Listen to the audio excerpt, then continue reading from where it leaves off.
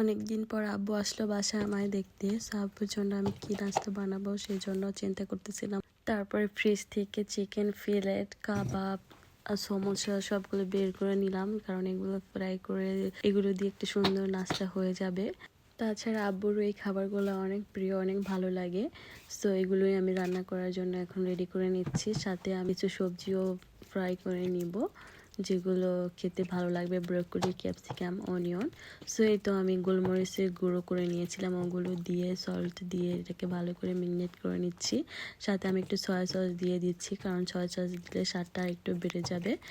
এখন আমি এই সবজিগুলোর মধ্যেও আমি দিয়ে দিব গোলমরিচের গুঁড়া এবং সল্ট, সবগুলো একসাথে সুন্দর করে মিক্স করে এখন আমি ফ্রাই করা স্টার্ট করে দিব। কড়াইটা গরম হয়ে গেছে, কিছুটা তেল দিয়ে দিলাম, আর চিকেন ফিলেটগুলো আমি এক একটা করে দিয়ে দিয়েছি এর মধ্যে সুন্দর করে। এখন একটু দুই পাশে সুন্দর করে ভাজা হয়ে গেলে আমি উঠিয়ে নিব। চিকেন ফিলেটগুলো ভাজা হয়ে গেছে, এখন আমি সবজিগুলো সুন্দর করে ভেজে নিব। তো আমি কড়াইয়ের মধ্যে দিয়ে দিচ্ছি, আর আমি সবজিগুলো একটু ঢেকে দিব কারণ সিদ্ধ হওয়ার জন্য। আর এটাকে সুন্দর করে সব পাশে চেঞ্জ করে করে আমি ভেজে নিব সুন্দর মতো। আর আমি এর সাথে সাথে এয়ার ফ্রায়ার মধ্যে সমোসা কাবাবগুলোও ভেজে নিচ্ছি, যেন অল্প সময়ে সবগুলো রেডি করে ফেলতে পারি। সো এই তো ধীরে ধীরে সবই রেডি হয়ে যাচ্ছে। আপন মানুষগুলোর জন্য রান্না করতেও ভালো লাগে, তাই না? খুবই ভালো লাগে। আমার খাবার সবসময় আমার আব্বুর কাছে অনেক ভালো লাগে। আমি যেমনই রান্না করি না কেন, সবসময় আমার বাবার মুখে প্রশংসায় শুনেছি। হয়তো বা সব মেয়েই সেম, সব মেয়ের ক্ষেত্রে একই, মেয়ে যেমনই রান্না করুক তার বাবার কাছে ওগুলো এক অমৃত। এই তো আমার সবজিগুলো হয়ে গেছে, এখন আমি তুলে নিব। তো এরপরে আমি ব্রোকলিগুলো ভেজে নিব।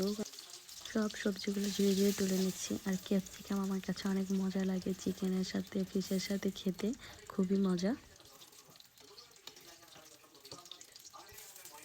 ব্রোকলির মধ্যেও আমি গোলমরিচের গুঁড়ো এবং সল্ট এগুলো দিয়ে আগে মিক্স করে রেখেছি, এখন আমি জাস্ট দিয়ে ভেজে নিব।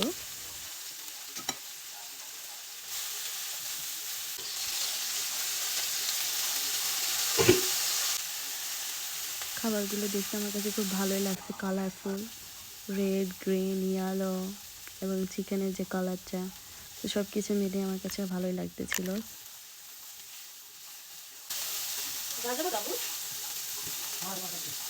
আব্বুর কাছে আমি টাইম জিজ্ঞেস করতেছিলাম যে আমি অনেক লেট হয়ে যাচ্ছে কিনা খাবার রেডি করতে করতে, বাট না, খুব অল্প সময়ে আমি খাবারগুলো রেডি করে ফেলেছি। এই তো আমার খাবার রেডি, এখন আমি খাওয়ার জন্য রেডি। খেতে খেতে আব্বুর সাথে গল্প করতেছিলাম, অনেক ভালো লাগতেছিল। আলহামদুলিল্লাহ, সুন্দর একটা মুহূর্ত কাটলো।